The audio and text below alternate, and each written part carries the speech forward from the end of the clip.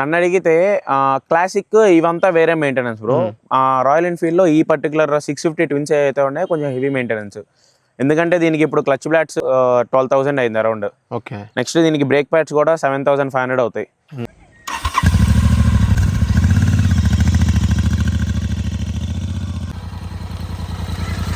So hi friends, welcome back to my channel. Like చేసి subscribe చేసి follow చేయండి. ఇవాళ అయితే కొత్తగా కార్స్ కాకుండా ఒక బైక్ ఓనర్షిప్ రివ్యూతో మీ ముందుకైతే వచ్చాను. సో మన ముందు ఉంది రాయల్ ఎన్ఫీల్డ్ ఇంటర్సెప్టార్ 650 అనమాట. 650cc ట్విన్ సిలిండర్ ఇంజన్తో ఈ ప్రైస్కి అఫోర్డబుల్గా ఉండే బైక్ అనమాట ఇది.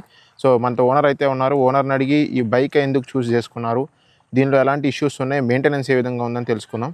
So hi bro. Hi bro. So మీ గురించి ఇంట్రడక్షన్ అవసరం లేదు, మాకు ఆల్రెడీ అదర్ లాక్స్ చూసాం కాబట్టి చేశారు కదా. So why only Royal Enfield Interceptor 650 అంటే ఏం చెప్తారు? సో ఫస్ట్ ఆఫ్ ఆల్ అసలు ఈ బండి అయితే నాది కాదు, ఇది మా అన్నయ్య బండి. అతను మొన్న షట్ డౌన్ హాలిడేస్కి వచ్చి బండి ఇక్కడ పెట్టేసి వెళ్ళాడు. సో ప్రాక్టికల్గా ఇద్దరం వాడుతూ ఉంటాం, ఎక్కువ వాడు వాడుతూ ఉంటాడు. వై ఇంటర్సెప్టార్ అని అంటే కనుక మెయిన్ వాడు చూసుకుంది అయితే మెటల్. దీనిలో ఎక్కువ మెటల్ థింగ్ ఉంటుంది అనమాట. వాటికి ప్లాస్టిక్ పార్ట్స్ అన్న కొంచెం ఆ కైండ్ ఆఫ్ ఫీల్ అనేది అడిగి నచ్చదు. సో అందుకని స్ట్రైట్ అవే కొన్ని చూసాం, జావా FJ42 ఇలా ఉన్నాయి కదా, అదొకటి. కీవే ఒకటి, కీవేలో ఒక మోడల్ ఉంది బ్రో, ఎగ్జాక్ట్గా పేరు తెలియదు కానీ అదైతే బాగుంది, బండి చాలా బాగుంది. కానీ ఒక్కటే మైనస్ అనిపించింది ఏంటంటే ఏదన్నా పార్ట్ పోతే ఆర్డర్ చేయాలి, తీసుకురావాలి అన్నాడు. ఓకే.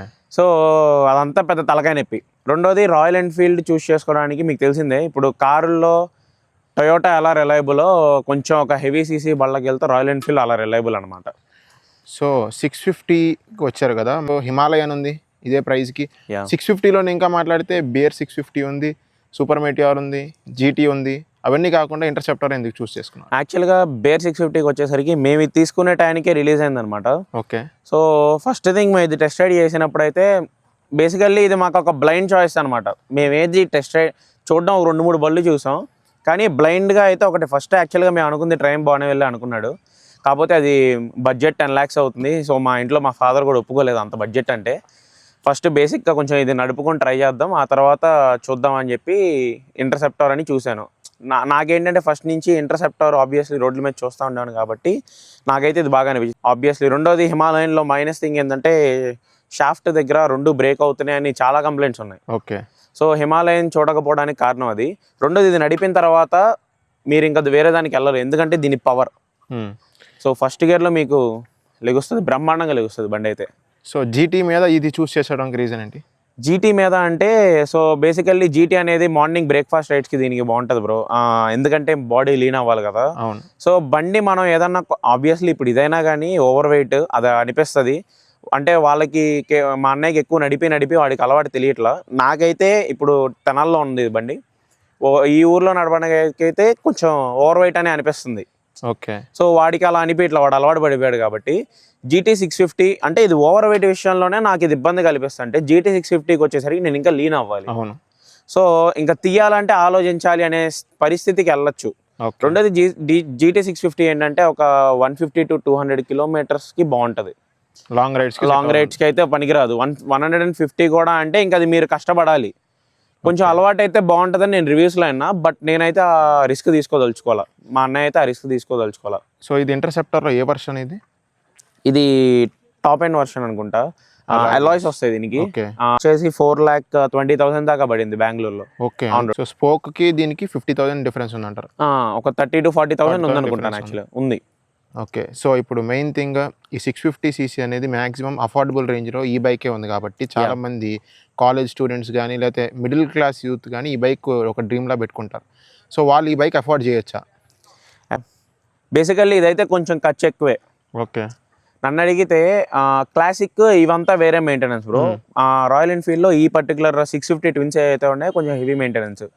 ఎందుకంటే దీనికి ఇప్పుడు క్లచ్ ప్లాట్స్ మేము ఒకసారి పోయినాయి, వేయించాడు, 12,000 అయింది అరౌండ్. ఓకే. నెక్స్ట్ దీనికి బ్రేక్ ప్యాడ్స్ కూడా 7,500 అవుతాయి. వచ్చేసి మైలేజ్ ఎంత వస్తుంది? మైలేజ్ అయితే బెంగళూరులో అరౌండ్ 20 వస్తుంది బ్రో, హైవే మీద 25 to 27 వస్తుంది. ఓకే. తెనాల్లో ఒకసారి నేను బాగా లో రికార్డ్ చేసింది అయితే 11 అది. సో ఇంజన్ హీటింగ్ ఎలా ఉంది? ఇంజన్ హీట్ ఆబ్వియస్లీ ఉంటుంది. అంటే తెనాల్లో ఈ ఈ రోడ్లో ఏంటంటే మనం అంతగా ఫీల్ అవ్వం, బట్ స్టిల్ హీట్ అనేది మీకు ఇప్పుడు ఇక్కడ కూడా నేను పెద్దగా యాక్చువల్లీ అంత దూరం రాలా, ఒక 2 to 3 కిలోమీటర్స్ వచ్చాను, అవును. బట్ స్టిల్ వేడి అనేది తగులుతుంది మీకు. కాకపోతే ఈ బండి నడిపే కొద్దిగా మీకు ఈ వేడి అలవాటు అయిపోద్ది. మీకు హీట్ అని ఎప్పుడు అనిపిస్తుంది అని అంటే కనుక బెంగళూరు ఫుల్ పీక్ ట్రాఫిక్లో ఉన్న రోజున, ఎండగా ఉన్నప్పుడు బండి సిగ్నల్ దగ్గర ఆపుకొని కూర్చుంటారు కదా, అవును. అప్పుడు వేడి పైకి తంతా ఉంటుంది. మీకు బండి మీద వెళ్తానంత సేపు మీకు హీట్ అయితే అనిపించదు బ్రో. ఈ బైక్ బేసికల్గా ఇంత పవర్, ఇంత హై అండ్ సీసీ ఉన్న బైక్స్ మీరు లో స్పీడ్స్ ఉన్న హై లైక్ మన టౌన్స్ సిటీస్లో తిరగడానికి అయితే వర్కౌట్ అవ్వదు. అట్లీస్ట్ మెట్రోపాలిటన్ సిటీస్ అయితే యావరేజ్ స్పీడ్స్ అనేవి అట్లీస్ట్ ఒక 40 అన్న ఉంటుంది కాబట్టి అలాంటి చోట్ల బెటర్. లో స్పీడ్స్లో ఏంటంటే ఇంకా ఎక్కువ హీట్ జనరేట్ చేస్తుంది అనమాట వెహికల్ అనేది. దీనికి ఎంత తిరిగింది బండి? ఇది అయితే అరౌండ్ 15,000 అయితే తిరిగినట్టుంది. 15,000. సో దీనికి ఇప్పటివరకు ఎన్ని సర్వీసెస్ కంప్లీట్ అయినాయి? 3 సర్వీసెస్ అయినాయి. మెయింటెనెన్స్ ఎలా ఉంది? మెయింటెనెన్స్ యావరేజ్ అంటే మీరు ఏమీ చేంజ్ చేయకుండా జనరల్ మెయింటెనెన్స్ లోపలికి వెళ్ళి బయటికి తేవాలి అనుకుంటే కనుక నాకు యాక్చువల్గా ఇప్పటిదాకా అయింది ఫ్రీ సర్వీసెస్. ఓకే. నేను లేబర్ సర్వీస్కి ఇంకా పోలేదు. ఓకే. సో బయటికి వెళ్ళి లోపలికి వచ్చేదానికి జస్ట్ బేసిక్ మెయింటెనెన్స్ అయితే అరౌండ్ 4,000 అవుతుంది. ఓకే. 3,500 to 4,000 అవుతుంది. అంటే only engine oil change, filter cleaning అలాంటివి చేస్తేనే. మీకు ఇంకోటి వచ్చేసరికి ఈ పర్సనల్ ఈ బ్రేక్ లివర్ ఉంది కదా, ఈ బ్రేక్ లివర్స్ చాలా కాస్ట్లీ బ్రో.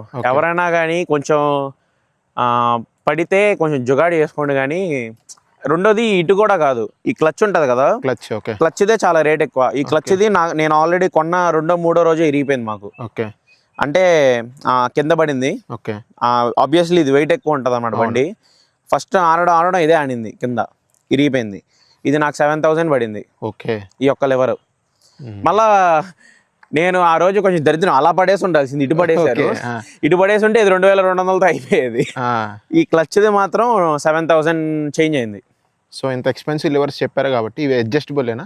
ఇవి అడ్జస్టబులే. ఓకే. సిట్టింగ్ కంఫర్ట్ ఎలా ఉంది? సీటింగ్ కంఫర్ట్ ఇదైతే బాగానే ఉంటుంది బ్రో. కాకపోతే ఇది కుషన్ చాలా ఉంటుంది అనమాట. వెనకమాల కూర్చునే వాళ్ళకి మాత్రం ఇది పెట్టుకుంటేనే బ్యాక్ బాగుంటది. అంటే ఇది కుషన్ చాలా దిగిపోద్ది. ఓకే. ఇప్పుడు వెనకమాల కూర్చునేవాడు ఏంటంటే ఆబ్వియస్లీ వెనక్కి పడతాడు, ఎందుకంటే ఈ కుషన్ మీరు చూడండి ప్రెస్ చేస్తే దిగుతుంది అనమాట ఈజీగా. సో బ్యాక్ రెస్ట్ ఉంటే మాత్రం చాలా కంఫర్టబుల్ ఉంటుంది బ్రో బండి. సింగిల్ పర్సన్కి అసలు ఏమో తెలియదు, కానీ వెనకమాల కూర్చునే అతనికి మాత్రం బ్యాక్ రెస్ట్ ఉండాల్సిందే. ఉంటే మాత్రం వాడు స్వర్గంలో ఉంటాడు, లేకపోతే మాత్రం నరకంలో ఉంటాడు. సో ఇది టాప్ స్పీడ్ మీరు ఎంత క్రూజ్ చేశారు?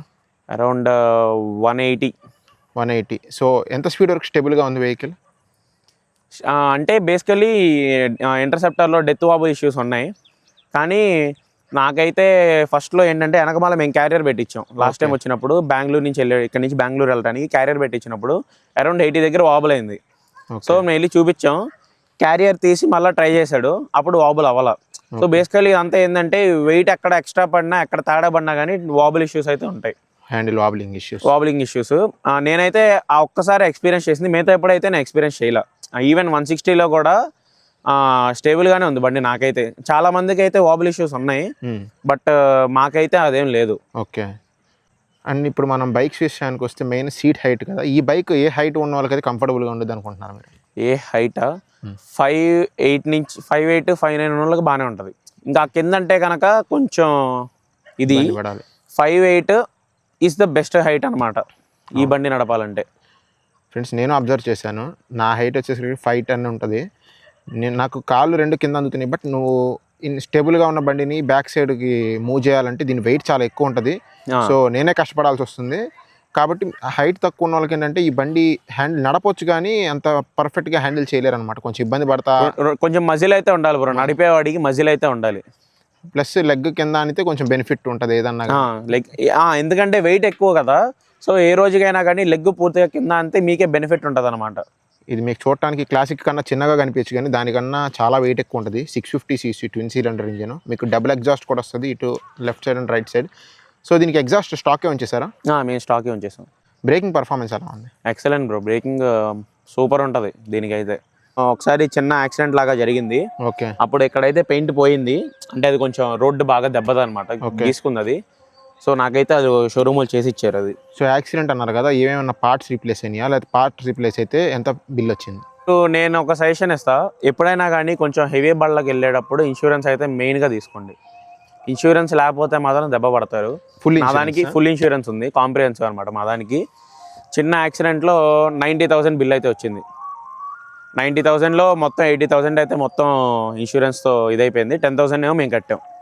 ఫ్రెండ్స్ ఇన్సూరెన్స్ అంటే ఫుల్ ఇన్సూరెన్స్ అనమాట. మీకు అందరూ థర్డ్ కాంప్రిహెన్సివ్, థర్డ్ పార్టీ కాదు. థర్డ్ పార్టీ అంటే మీకు యూజ్ ఏమి ఉండదు, మీ వెహికల్కి ఏమి రాదనమాట. సో ఫుల్ ఇన్సూరెన్స్ అనేది తీసుకున్నాను. ఇలాంటి పెద్ద బైక్స్ ఉన్నప్పుడు మీకు చాలా హెల్ప్ఫుల్ అవుతుంది సర్వీస్లో కానీ బిల్స్లో కానీ. అండ్ దీనిలో ఇంజిన్ ఆయిల్ ఎన్ని లీటర్స్ పోస్తున్నారు? అయితే 3.2 litres. 3.2 litres.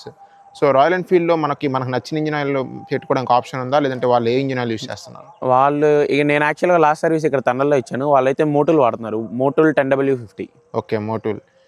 So tyres grip ఎలాగ ఉంది మీకు? స్టాక్ టైర్స్ ఏనా అవి? ఇవన్నీ స్టాక్ టైర్స్.